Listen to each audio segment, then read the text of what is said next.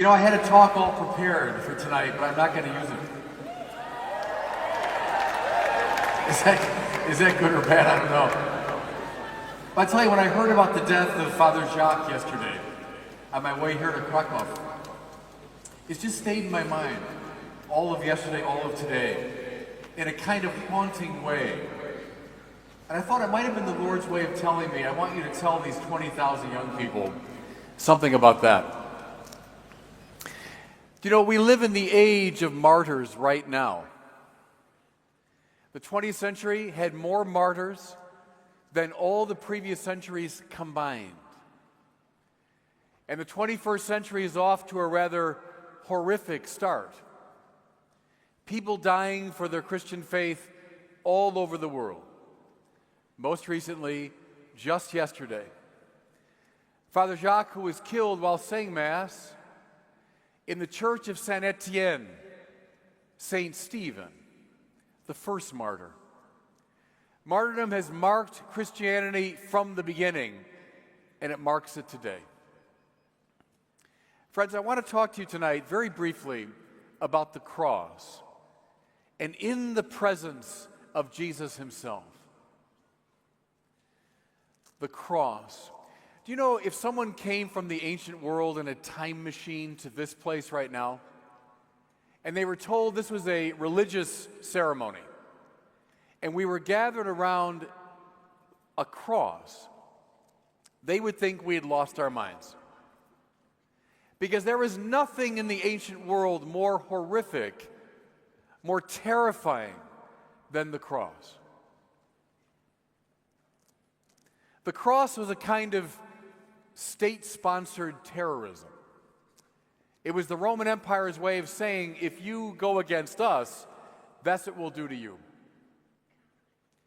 There was no more denigrating, humiliating, and dehumanizing way to die than the cross. When Paul says in Philippians that Jesus accepted even death on a cross, they knew what he meant. They meant dying in the worst way possible. What was crucifixion? Someone was stripped of their clothes. They were publicly humiliated. They were made to carry the cross beam through the streets. Nailed then to the upright, they were exposed to everybody. You know how the gospel has preserved the mockery of Jesus? They mock him. That was part of the humiliation, the dehumanization. Someone suffered for hours, in some cases days. And when they died, their body was left on that cross. They couldn't imagine a worse suffering than crucifixion, which is why our word excruciating comes from the Latin ex cruce, from the cross. Why in the world was it needed? See, that's the question, everybody. Why in the world was the cross necessary? Someone asked the great Saint Anselm this question. Why couldn't God just have pronounced a word of forgiveness from heaven and gotten this whole thing over with? Why was that necessary? St. Anselm replied, "Oh, you've not considered the weight of sin." See, what's sin, everybody? What is sin? It's not just a series of little, peccadillos, little things that we do wrong. Sin is a kind of condition. It's like a disease, like an addiction. It's a state in which we find ourselves. And you don't have to look very far, do you, to see evidence of it. It's everywhere. We're stuck. G.K. Chesterton said, we're all in the same boat, and we're all seasick. We're all stuck in this condition. God could have pronounced a word from on high, simply a word of forgiveness. But that would not have addressed the problem of sin. God, listen now, had to go into our sin so as to fix it from within. Go back to those passion narratives we read every Easter. What do we see? But all forms of human dysfunction. We see stupidity, we see hatred, we see violence, we see cruelty, we see institutional injustice, we see all of human dysfunction on display. Where did Jesus go? Where did he go? He went into it. Or better, in the language of the Bible, he took all of it upon himself and paid the praise. He did the work. He fought the battle. I wonder if some of you remember, it's about maybe 15 years ago now, the Columbine killings. Remember that? When the guy killed his classmates at Columbine High School outside of Denver. On the very day of the killing, there was a kind of psychologist or social worker who was telling the kids, are you ready to pronounce a word of forgiveness to the killers? Well, see, that was well-intentioned, but that's missing the point of what forgiveness is.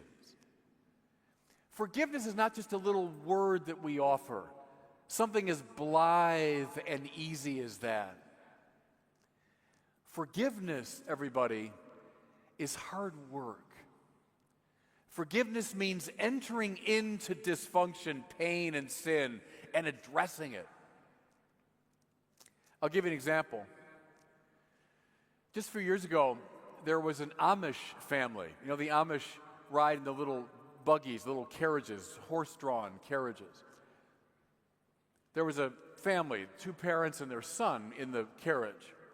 And behind them came a car filled with kind of rowdy teenagers. And they were mad that this carriage wasn't going fast enough. And so they drove around it, and then just to get them, they had a little rock or a brick, and one of them threw it at them, hoping just to hit the horse. Well, they hit the young man, and they killed him. Terrible, horrific tragedy.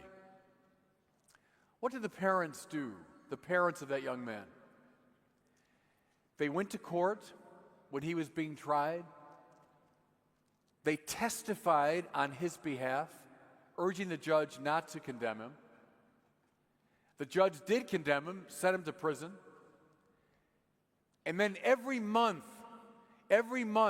those parents came to prison and visited the young man who killed their son. That's forgiveness. Do you see what I mean?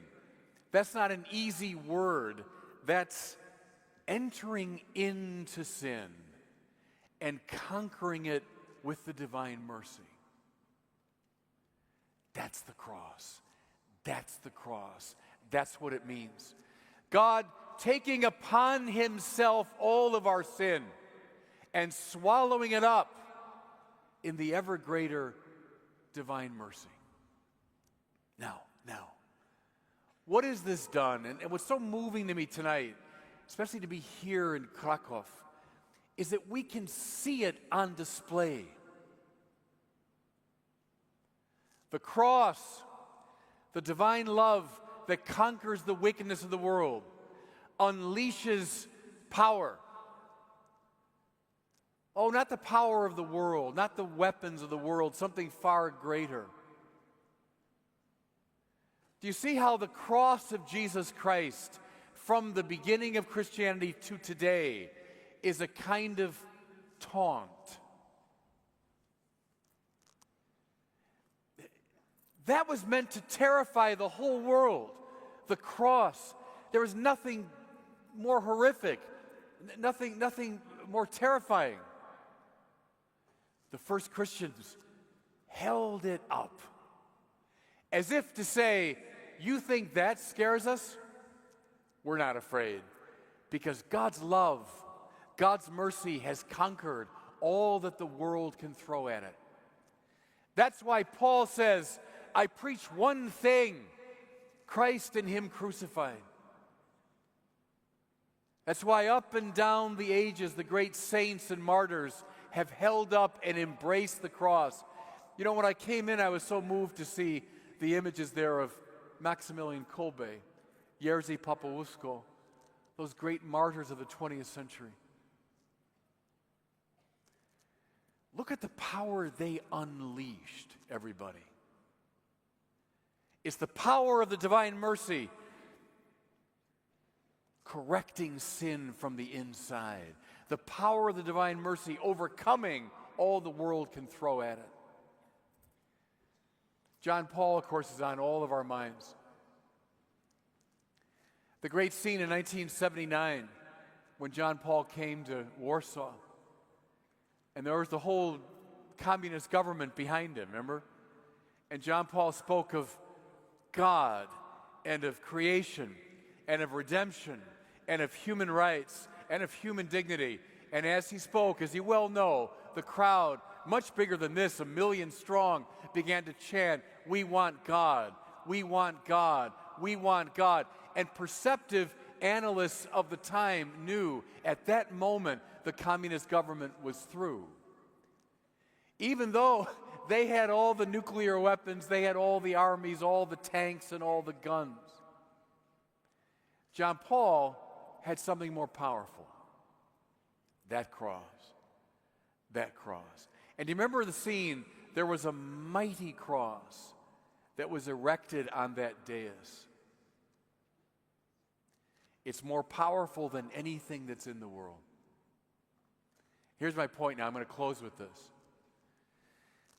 Our Christianity is not simply for our private consumption. Do you know what I'm saying, everybody? It's not just a little spirituality that we cultivate. Jesus said, "You are salt and you are light. Do not put the light under a bushel basket." We Christians are meant to invade the world so as to transform it from the inside. How? How? Through the power of the cross. By doing what Jesus did, taking upon ourselves the dysfunction of the world, doing the hard work of forgiving love. That's what Père Jacques did yesterday, joining this long line, this noble army of Christian martyrs.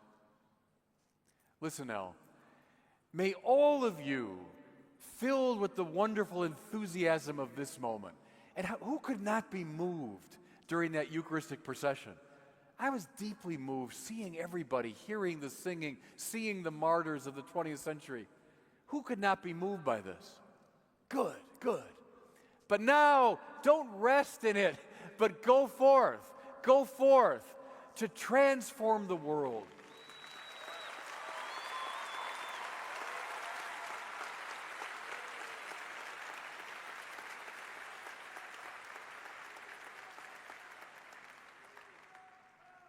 Go forth. We do want God. We do want God, you're right. And we want God not just for ourselves. We want God for the world. We want God for the world. And we're meant to be salt and light and seed. And so go forth, everybody, with the power of Jesus' cross.